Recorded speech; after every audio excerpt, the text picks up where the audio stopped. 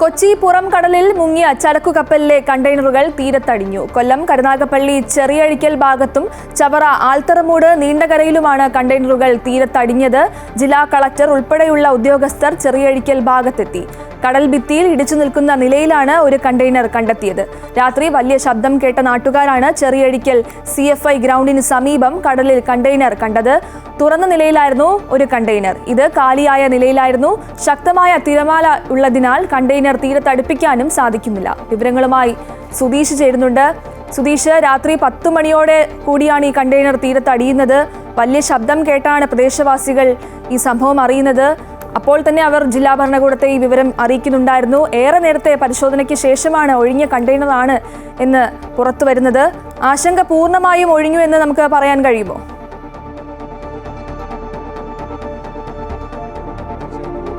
കഴിഞ്ഞ ദിവസം രാത്രി 10 മണിക്കോട് കൂടിയാണ് ഈ ഒരു കണ്ടെയ്നർ ഇപ്പോൾ ഈ ചെറിയഴിക്കൽ എന്ന് പറയുന്ന ഈ പ്രദേശത്ത് അടിയുന്നത്.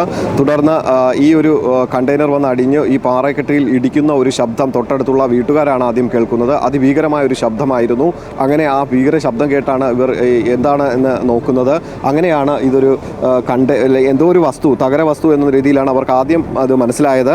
തുടർന്ന് ഇതെന്താണെന്ന് അറിയാൻ വേണ്ടി ഇവർ നാട്ടുകാരെയൊക്കെ വിളിച്ചറിയിക്കുകയും ആ അറിയിച്ചതിന് പ്രകാരം അവർ എല്ലാവരും കൂടി ഓടിയെത്തുകയും ഇത് പിന്നീടാണ് ഇത് കണ്ടെയ്നർ എന്ന് മത്സ്യബന്ധനത്തിന് പോകുന്നവരാണ് ഇത് കണ്ടെയ്നർ ആണെന്ന് ഇവരോട് പറയുന്നത്. തുടർന്ന് ഇവർ ജില്ലാ ഭരണകൂടത്തെയും വാർഡ് മെമ്പറെ ഉൾപ്പെടെയൊക്കെ അറിയിക്കുന്നു. അങ്ങനെയാണ് ഉദ്യോഗസ്ഥരൊക്കെ സ്ഥലത്തെത്തി ഇതിനു വേണ്ടിയുള്ള ബാക്കി നടപടിക്രമങ്ങൾ നടത്തുന്നത്. മുൻപ് തന്നെ ഈ പ്രദേശങ്ങളിലൊക്കെ തന്നെ ഒരു ജാഗ്രതാ നിർദ്ദേശം ജില്ലാ ഭരണകൂടം നൽകിയിരുന്നു. ഇത്തരത്തിൽ കണ്ടെയ്നർ ഒരു പക്ഷേ ഇവിടേക്ക് എത്താനുള്ള ഒരു സാധ്യതയുണ്ട് എന്ന തരത്തിലുള്ള ഒരു നിർദ്ദേശം ഇവർക്കൊക്കെ നൽകിയിരുന്നു. അതുകൊണ്ട് തന്നെ ജനങ്ങളെല്ലാം ഇതുമായി ബന്ധപ്പെട്ടുള്ള സുരക്ഷാ ക്രമീകരണങ്ങളും ഒക്കെ പാലിച്ചുകൊണ്ടായിരുന്നു ഇവർ നിന്നിരുന്നത്. ഏത് സമയത്തും ഇത്തരത്തിൽ കണ്ടെയ്നറുകളോ അല്ലെങ്കിൽ ഇതുമായി ബന്ധപ്പെട്ട വസ്തുക്കളോ ഇവിടേക്ക് എത്താമെന്നൊരു സൂചന ജനങ്ങളുടെ ഇടയിൽ ഉണ്ടായിരുന്നു. അതുകൊണ്ട് തന്നെ അത്തരത്തിൽ ജാഗരൂകരായിരുന്നു പ്രദേശത്തുള്ളവരെല്ലാം തന്നെ. അതുകൊണ്ട് തന്നെ ഇത് വന്നപ്പോൾ തന്നെ ജില്ലാ ഭരണകൂടത്തെ അറിയിക്കുകയും ജില്ലാ ഭരണകൂടം ഈ പ്രദേശത്തേക്ക് എത്തുകയുമാണ് ചെയ്തത്. ഇപ്പോൾ ഈ കണ്ടെയ്നർ കാണപ്പെട്ടത് ഈ ഒരു കണ്ടെയ്നറിൻ്റെ ഒരു വശം തകർന്ന നിലയിലാണ്. കണ്ടെയ്നറിൻ്റെ ഉള്ളിലേക്ക് ഉള്ള വസ്തുക്കളെ ഒന്നും ഈ കണ്ടെയ്നറിൻ്റെ ഇപ്പോൾ നമ്മൾ കാലിയായിരിക്കുന്ന ഈ കണ്ടെയ്നറിൽ നിന്നൊന്നും കാണാൻ കഴിയുന്നില്ല. കണ്ടെയ്നറിനുള്ളിൽ ഇതിപ്പോൾ ശൂന്യമായ എന്നാണ് ഇപ്പോൾ നമുക്ക് ഈ ആദ്യം കാഴ്ചയിൽ തന്നെ മനസ്സിലാകുന്നത്.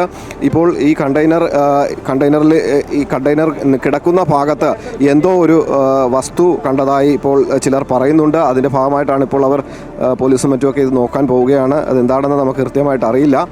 റവന്യൂ വകുപ്പ് ഉൾപ്പെടെയുള്ള ഉദ്യോഗസ്ഥർ ഈ പ്രദേശത്ത് എത്തിയിട്ടുണ്ട്. അവർ കാര്യങ്ങൾ നിരീക്ഷിച്ചു വരികയാണ്. ഇതിൽ സുരക്ഷാ ക്രമീകരണങ്ങൾ പാലിക്കേണ്ട കാര്യങ്ങളെക്കുറിച്ചൊക്കെ ജനങ്ങൾക്ക് കൃത്യമായ നിർദ്ദേശം നൽകുന്നുണ്ട്. സുധീഷ് സൂചിപ്പിച്ചപ്പോൾ തന്നെ ഈ ദുരന്ത നിവാരണ അതോറിറ്റി നൽകിയ മുന്നറിയിപ്പ് ശരിവയ്ക്കുന്ന രീതിയിലേക്കാണ് ഇപ്പോൾ കാര്യങ്ങൾ പോകുന്നത്. തെക്കൻ കേരള തീരത്തേക്കാണ് വന്ന് അടങ്ങിയിരിക്കുന്നതും ജനങ്ങൾക്ക് നേരത്തെ തന്നെ ഒരു മുന്നറിയിപ്പ് നൽകിയിട്ടുള്ളത് കൊണ്ട് തന്നെ അവർ അതനുസരിച്ചാണ് കാര്യങ്ങളെല്ലാം നീക്കിയതല്ലേ? തീർച്ചയായും ജനങ്ങൾക്ക് ആ ഒരു അത്തരത്തിലൊരു നിർദ്ദേശം മാധ്യമങ്ങളിലൂടെയൊക്കെ തന്നെ ലഭിച്ചിരുന്നു. ഒപ്പം ജില്ലാ ഭരണകൂടവും അത്തരത്തിൽ നല്ല നിർദ്ദേശങ്ങളാണ് നൽകിയിരുന്നത്. ആ നിർദ്ദേശങ്ങൾ മുൻനിർത്തിക്കൊണ്ട് തന്നെ ഒരു സുരക്ഷാ ക്രമീകരണങ്ങളൊക്കെ ഒരുക്കിക്കൊണ്ടായിരുന്നു ഈ തീരപ്രദേശങ്ങളെല്ലാം ഉണ്ടായിരുന്നത്. അതുകൊണ്ട് തന്നെ അവർക്ക് ഒരു ആശങ്ക അല്ലെങ്കിൽ ഇങ്ങനെ ഒരു വസ്തു വന്ന് അടിയുന്നതിലുള്ള ഒരു ആശങ്ക മാത്രമാണ് ഉണ്ടായിരുന്നത്. അത് എത്രത്തോളം ഭീകരമാണ്, അല്ലെങ്കിൽ അത് ആരോഗ്യ പ്രശ്നങ്ങൾ ഉണ്ടാക്കുന്നതാണോ, അല്ലെങ്കിൽ സ്ഫോടനം വസ്തുക്കളാണോ, ഇങ്ങനെയൊക്കെയുള്ള ആശങ്ക അവർക്കും ഉണ്ടായിരുന്നു. അത് മാധ്യമങ്ങൾക്കുള്ളതുപോലെ തന്നെ ജനങ്ങൾക്കും അത്തരത്തിലുള്ള ഒരു ആശങ്കയുണ്ടായിരുന്നു. പക്ഷേ ഈ വന്നടിഞ്ഞ കണ്ടെയ്നർ കാലിയായിരുന്നു എന്നുള്ളത് കൊണ്ട് തന്നെ അത്തരം ആശങ്കകൾ ഇപ്പോൾ ജനങ്ങൾക്കില്ല. ജില്ലാ ഭരണകൂടവും ആശങ്കകൾ ഒഴിഞ്ഞ ഒരു അവസ്ഥയിലാണ്. പക്ഷേ മറ്റൊരു വിവരം എന്നുള്ളത് ഇപ്പോൾ ലഭിച്ചുകൊണ്ടിരിക്കുന്ന വിവരം അനുസരിച്ചാണെങ്കിൽ ഈ തീരദേശത്ത് നിന്നും കുറച്ചുകൂടി അങ്ങോട്ടേക്ക് മാറിക്കഴിയുകയാണെങ്കിൽ അവിടെയും ഈ പ്രദേശത്ത് കൂടുതലായി കണ്ടെയ്നറുകൾ വന്ന് അടിയുന്ന ഒരു സാഹചര്യമാണുള്ളത്. ഇപ്പോൾ ഇവിടെ നിന്നും ഒരു കുറച്ചു അകലെ മാത്രമായുള്ള 2 സ്ഥലങ്ങൾ, അതായത് നീണ്ടകര, ശക്തികുളങ്ങര എന്നീ പ്രദേശങ്ങളിൽ 4 കൂടുതൽ കണ്ടെയ്നറുകൾ അടിഞ്ഞതായുള്ള വിവരങ്ങളും ലഭിക്കുന്നുണ്ട്. ആ പ്രദേശത്തുമൊക്കെ ഇപ്പോൾ അധികൃതർ അവിടേക്ക് പോയിക്കൊണ്ടിരിക്കുകയാണ്. അതിനെക്കുറിച്ചുള്ള കൃത്യമായ വിവരങ്ങൾ നമുക്കും ആ പ്രദേശത്ത് എത്തിയാൽ മാത്രമേ ലഭിക്കുകയുള്ളൂ.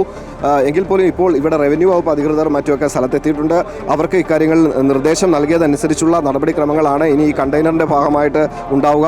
മാഡം, ഇപ്പോൾ നിങ്ങൾ കണ്ടതിൽ എങ്ങനെയാണ് ഇതിനകത്ത് ഇനിയും ബാക്കി കാര്യങ്ങളൊക്കെ നടപടിക്രമങ്ങളൊക്കെ നടക്കുക?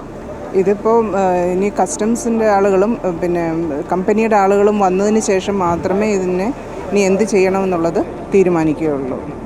അപ്പോൾ നിലവിൽ ഇത് ഇവിടെ നിന്ന് നീക്കം ചെയ്യുന്നത് സംബന്ധിച്ച് യാതൊരു അറിയിപ്പും നമുക്ക് മേലുദ്യോഗസ്ഥരുടെ കയ്യിൽ നിന്ന് കിട്ടിയിട്ടില്ല.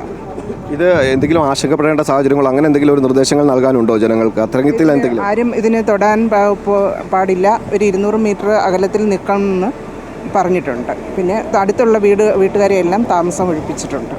ഇപ്പോൾ ഇത് പൂർണ്ണമായും കാലിയായ ഒരു അവസ്ഥയിലാണല്ലോ, അപ്പോൾ അതുകൊണ്ട് തന്നെ നമുക്ക് അത്തരത്തിലുള്ള ആശങ്ക വേണ്ടെന്നാണ് പൊതുവേ പറയുന്നത്. അതുകൊണ്ട് തന്നെ അത് എത്രത്തോളം ആണ്? ഇല്ല, ഇത് നിലവിൽ ഇത് കാലിയാണെന്നാണ് അറിഞ്ഞത്. പൊല്യൂഷൻ കൺട്രോൾ ബോർഡ് അവർ പരിശോധിച്ചതിൽ കാലിയാണെന്ന് പറഞ്ഞിട്ടുണ്ട്. പിന്നെ ഇപ്പം ആശങ്കപ്പെടേണ്ട എന്നുണ്ടെങ്കിലും നമുക്കത് കൃത്യമായിട്ടത് അതിന് ഇറങ്ങി ഈ കടൽ ഇത്രയും ക്ഷോഭമായിരിക്കുന്ന സ്ഥിതിക്ക് അത് കൂടുതൽ പരിശോധന നടത്താൻ സാധിക്കാത്ത സാഹചര്യത്തിൽ നമ്മളൊരു പ്രിക്കോഷൻ എന്ന നിലയിൽ അത് മാറി നിൽക്കുന്നതായിരിക്കും ഉചിതം. ഇനി ഇവിടെ നിന്നും എടുക്കേണ്ട ചുമതല അല്ലെങ്കിൽ അതുമായി ബന്ധപ്പെട്ട നടപടിക്രമങ്ങൾ അത് ചെയ്യേണ്ടത് ആരൊക്കെയാണ്? അത് അതിൻ്റെ ബന്ധപ്പെട്ട കമ്പനിയും കസ്റ്റംസിനാണ് അതിൻ്റെ പ്രധാന ചുമതല.